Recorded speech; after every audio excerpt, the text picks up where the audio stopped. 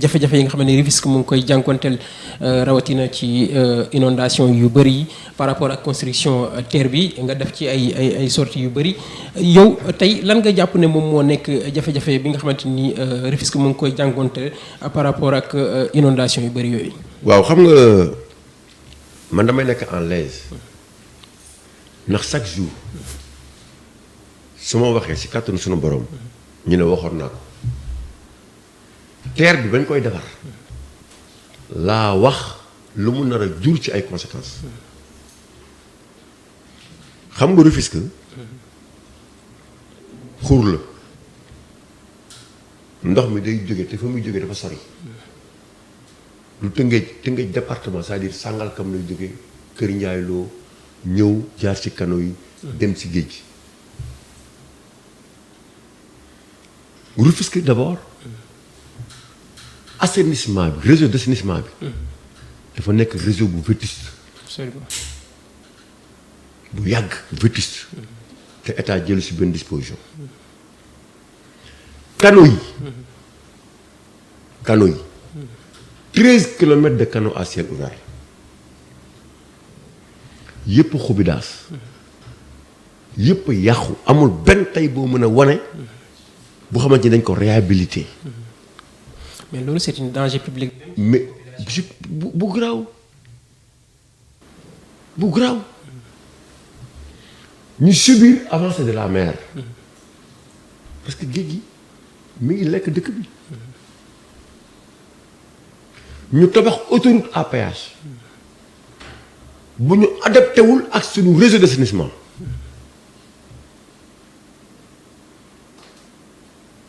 loolu il faut ñu xam ko autoroute à péage bi dafa ñu ci réseau d'assainissement boo ma ci ne ñu permettre bu fa ndox mi jaaree mu mën a évacuer wu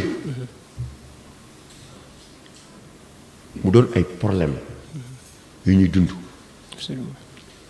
ñu jóge fa nag indi ñu terre bi ñëpp xam nañ ne kenn defaru ko dans le cadre d'une concertation am nañ seen xalaat sa France gis nañ ne am na benn société bu ñuy wax Alstom nekk na ci situation yu difficile ñu ne ko kaay defar terre ñu wax terre bi fi mu war a jaar amul étude dama bëgg tey directeur APIX bi nga xamante ni ne France la nekkoon pendant des années nga xam ne xamul benn quartier fii terre bi di jaar yépp mu wax ñu ani étude d'impact bi gars yi def ak plan de circulation terre bi rek ak réseau d'assainissement na ko génnee télé ba pare wan ñu maquette bi nañu mi ngi nii terre baa ngi nii la nar a demee réseau d'assainissement yaa ngi nii yow tout nañu ko wan amul dañu xëy suba imposer ñu ko ñu ñëw def ko te du doonul une priorité pour ñun Sénégal c'est pas une priorité montant yi kenn xamul ñaata la Alstom boobu tey bi ñu ko joxee marché kan la ko jox pour la construction Eiffage Alstom lañ ko jox muy société française parce que c'était une société qui était en faillite. C'est-à-dire que dinaa la doleel foofu sax dama lay ñëw fii ba pare non seulement en faillite mais dama ne la construction terre bi liggéey bi Eiffage lañ ko jox premier montant bi 258 milliards pour ñu tabax ko terre bi avec ses lots de conséquences conséquences yi ban la d'abord dañu tas kër yi dañu gis ñu daan dëkk en famille daan tegandoo benn boolu añ daan nekkandoo terre bi ñëw jëlee leen fa amatuñu fu ñu dëkk. mais ils ont été dédommagés.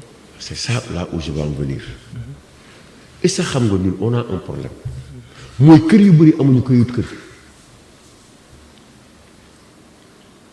état dimbaliwul Sénégalais yi dëkk dans les quartiers traditionnels seeni kër am këyit mag ñu bëri tey seeni kër mën nañu ñu ne la kër gi diw moo ko moom parce que yàgg na fa mais kër gi du la ko génneel te këyit boobu bu la ko génnul pour ñu indemniser la ñoom ñooy xool li leen neex parce que téye ñi la mën a doon wala bail wala titre foncier. Absolument. te fi terre bi jaar yi c'est des quartiers traditionnels am na ñu xamante ni tey la leen terre bi lañ leen fay ci terre bi mais location rek lañ ci mën amuñu fu ñu dëndee te dañu waxoon dañ leen di reloger mais bu dee Tëngéej ak feneen foo leen di reloger Tëngéej amatul réserve foncière. Tout à fait. amatuñu suuf te li la koy wan mooy cimetière yi yépp fees du almeeru Thiawlène du almeeru Jokku bu ngeen mi nga xamante ni ne am na cimetière musulman comme cimetière catholique ak bi nekk dàng yépp fees te prévert amul fenn foo xamante ni ne réservé nañ ko pour que ëllëg ñu mën fa am cimetière pour que ëllëg mu am ñeneen ñu fa dëkk parce que il y a une agression urbaine actuellement bu ñuy di dund te nga amul réserve. mais jàpp ne loolu yëpp aussi. Bon. Y a la responsabilité des autorités locales yi nga xamante ni waroon nañu mën a taxaw pour alerter loolu avant que muy am. waaw ñoom mënuñu alerter xam nga tax parce que maires yi yëpp sont devenus des sociétés privées maires yi nekkatuñ fi pour askan wi dañuy xool ñoom seen biir nan lañ mën a def pour am xaalis moo tax mu am cantinisation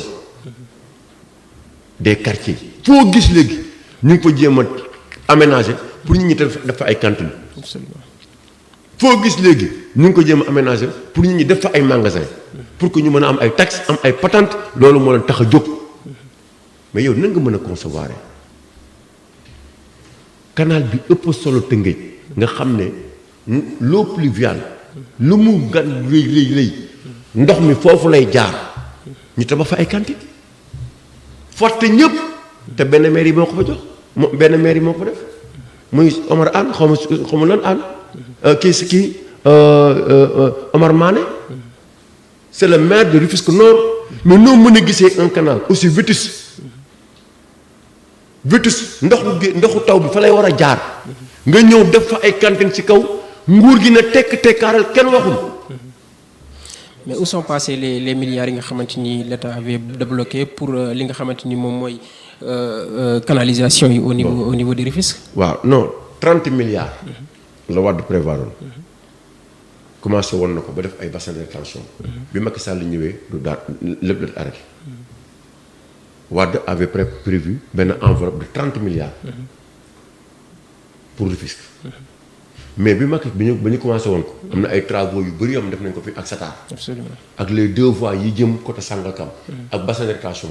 fa la ñem bi Macky ñëwee xam nga ne Macky. pour marquer son empreinte. lépp la arrêté. ut une autre solution pour Rufisque mais solution boobu lañ xamul. quelle a été la solution xamoo ko. c'est le pôle urbain de Diamniadio. Absolument.